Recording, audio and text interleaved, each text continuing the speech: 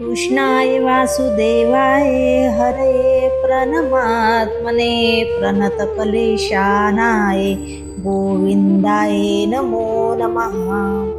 प्रिय भक्तांनो, तुम्ही कधी ऐकलं आहेत का की ज्या देवाचे दर्शन घेण्यासाठी हजारो लोक रांगेत उभे होते, त्याच देवाने चक्क आपल्या भक्तासाठी पूर्ण मंदिराची दिशाच बदलली? होय, जगातील हे एकमेव असे मंदिर आहे जिथे देवाची पाठ मुख्य दरवाजाकडे आहे आणि तिचे मुख एका साध्या दगडी भिंतीकडे। का देवाला आपल्या भक्तासाठी स्वतःचे नियम बदलावे लागले आणि का आजही या मंदिरात मुख्य दरवाजातून देवाचे दर्शन होत नाहीत?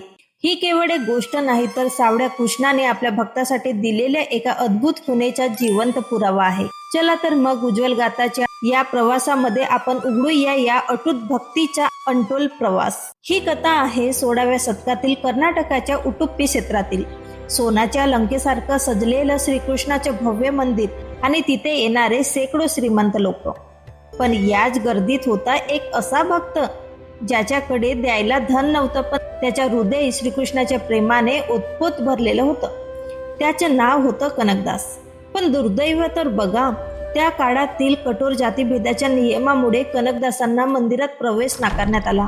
तू खालच्या जातीचा आहेस, तुला देवाचे दर्शन घेता येणार नाही असं म्हणून त्यांना बाहेर काढण्यात आलं।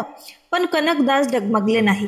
त्यांना माहिती होते की जर मंदिरात प्रवेश नसेल तर माझा कृष्ण मला बाहेरच भेटू शकतो। म्हणून कनकदास मंदिराच्या मागील बाजूला गेले। तेथे असलेल्या एका साध्या निर्जीव दगडी भिंतीपाशी ते खाली बसले। डोळ्यात अश्रू आणि हातात तांबोरा घेऊन ते गाऊ लागले। त्यांच्या मुखातून निघणारे शब्द जणू काही आसमंत थरथरवून टाकत होते।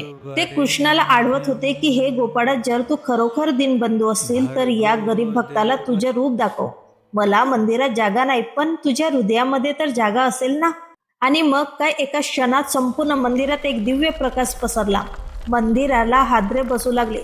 मंदिराच्या गाभाऱ्यात असलेली श्रीकृष्णाची मूर्ती, जिचे मुख पूर्व दिशेला होते, ती मूर्ती अचानक स्वतःहूनच पश्चिम दिशेला वळली।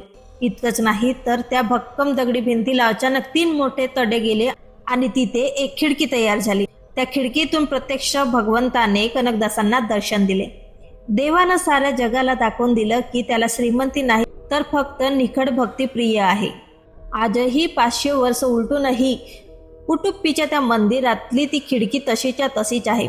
आजही या मंदिरात येणारे मोठे मोठे अधिकारी असोत वा सामान्य माणूस, प्रत्येक जण याच खिडकीतून देवाचे दर्शन घेतात, कारण या खिडकीच्या पलीकडे सावड्या कृष्णाचे ते रूप आहे जे केवळ एका खऱ्या भक्तासाठी वळलं होतं।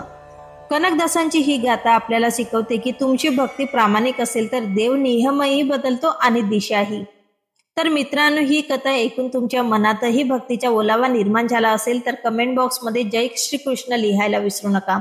चॅनलवर पहिल्यांदा व्हिजिट करत असाल तर नक्की उज्ज्वल गाथा चॅनलला सबस्क्राईब करा आणि भक्तिमय प्रवासात जोडून राहा। चला तर मग भेटूयात नवीन भक्तिमय कथेमध्ये। तोवर राम श्री कृष्ण हरे।